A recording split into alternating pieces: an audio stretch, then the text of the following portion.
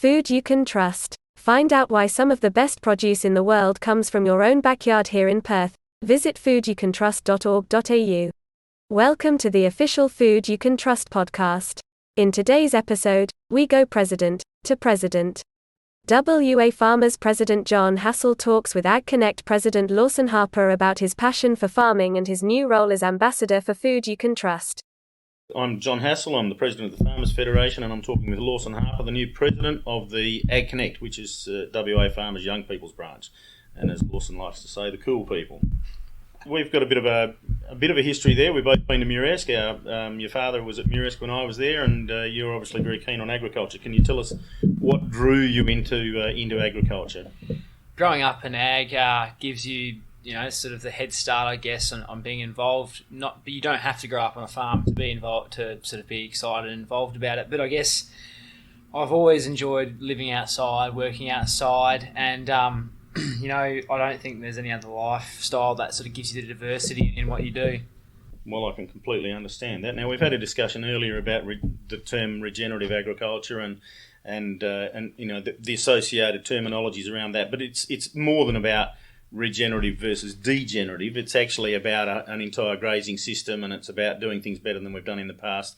We're not doing set stocking anymore. We're about trying to get the native grasses to survive in the long term, etc., because the cows or the livestock rather like those things. Can you give us your understanding about all these things? Yes, no. So with regenerative agriculture is a wide blanket term, I guess, and it can be a double-edged sword. It can be a great sort of way to perk the interest of people who are perhaps sort of looking at the way we're doing things and go, maybe we can do things better, which I guess is the only way we're ever going to get better, and the only other way we're ever going to continue to sort of grow as farmers and producers. So sort of what my experience has predominantly been in terms of regenerative agriculture, which I would like to call more sort of sustainable agriculture perhaps, has just been mainly in cattle grazing. So I grew up on a family farm in Dundaragan, where we were running a planned grazing holistic management system, and so I grew up that being the normal for me, and not really having any other experience for say in wheat or sheep or dairy or whatnot. So it was a bit of a closed sort of perspective for me until now, where I've sort of broadened up my horizons and worked elsewhere. But talking specifically about the experience I've had, it's been large mobs of cattle, so mobs of anywhere from 500 to 1,200 cows and their calves, or steers, or whatever you're doing, because we also traded livestock, not just a stud, or not just sort of along those lines. So a lot of sort of focusing on looking after our plants, and sort of trying to move away from annual pastures, and perhaps sort of look into more perennial pastures that are going to be active during the summer months when our soil is so dead in a lot of our fixed farming, fixed stock and whatnot systems that we already have. So grew up shifting large mobs on a quad bike or a two-wheeler of cattle, sitting behind cattle with dad, going from paddock to paddock, sort of shifting perhaps our main mob, which was around 1,200 cows and their calves, from up to 1 to 3 times a day. We'd shift them depending on the size of the paddock and how much they were grazing, and lactating cows do eat a lot, so you sort of have to match that to them. So it's a very different perspective I've had, and it's been pretty awesome to see that Dundaragan's known for its light and sandy soils, but that stuff can perform when it's you're feeding organic carb and you're feeding nitrogen back into the soil, you're having animal activity. I could go on for days about how exciting that sort of stuff is. It's really bread and butter, really. Now you've had an interesting start in agriculture. You've been to Muresk, and now you've got plans to go elsewhere. You're heading off on a path. Whereabouts are you off to? So I did the associate degree of agribusiness at Muresk, which is through Curtin University. That was 2019-2020.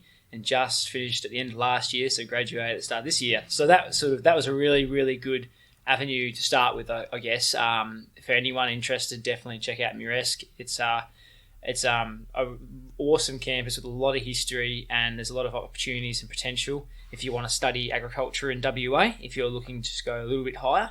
So I'm currently now studying the Bachelor of Science in Regenerative Agriculture at Southern Cross University in Lismore. So trying to I've got my mainstream agribusiness degree, and that's sort of the cement for the structure, I guess, and looking off and going down this different pathway of this sort of more perhaps different way of farming or new way of farming or sustainable way of farming, however you want to sort of word it. So I guess at the moment I'm working on a cattle station in the Pilbara, which is also sort of a planned grazing, rotational grazing sort of setup, which is awesome. I love every day. It's fantastic. Get up in the Pilbara if you haven't been there before. The pathway is just sort of trying to work for as many different people as possible, learn as much as possible, and I'm going to go over east and try and see how they do it, and just look for as many places as possible. I guess it's a lifestyle, really. I guess it's not just about sitting on a tractor with a bit of wheat hanging out your mouth and going round and round circles. Agriculture is sort of this wide sort of, you can do anything. Like I was crutching this week.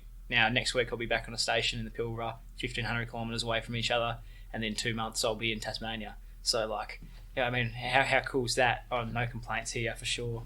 Well, that's really quite fantastic. Now you've just taken the role on of the president of AgConnect for WA Farmers. I think it's an exciting role. You must have had a vision and must have a vision for AgConnect. Where do you see that organisation going, and what's your role in that as president for the next 12 months?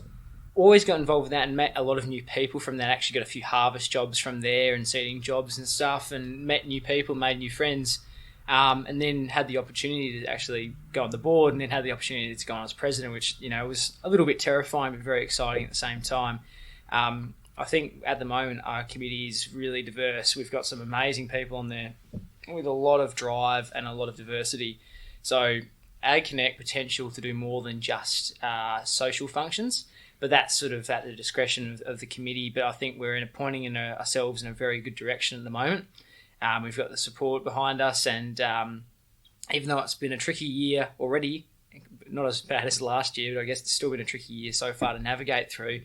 Going to have some pretty new events happening and some pretty cool events, and try and get the country people involved with the city people, and try and get some people to come out and have a look at what ag's all about. It's not just old blokes. There's a couple of young ones around and young ladies as well. So, yeah. Always very important. So you've become an ambassador for Food You Can Trust. Yes. What's your feeling about where you're going to go and how you're going to do that?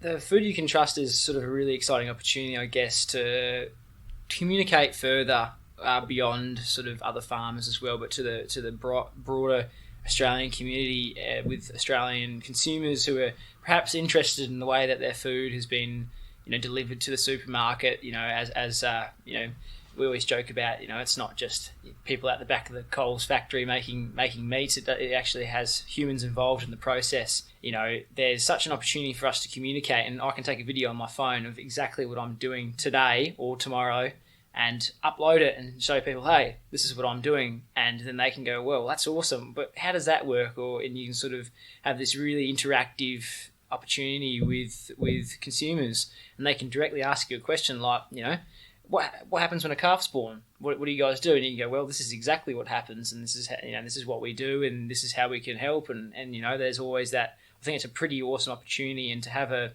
initiative like Food You Can Trust, it's a really sort of important way to build consumer confidence, make sure people understand that we're trying to be as transparent as possible in the industry. We're here to teach and show, and we're not all bad guys. We're out here trying to do the best job we can do to deliver the best food in the best manner and keep everyone and all the animals happy as well.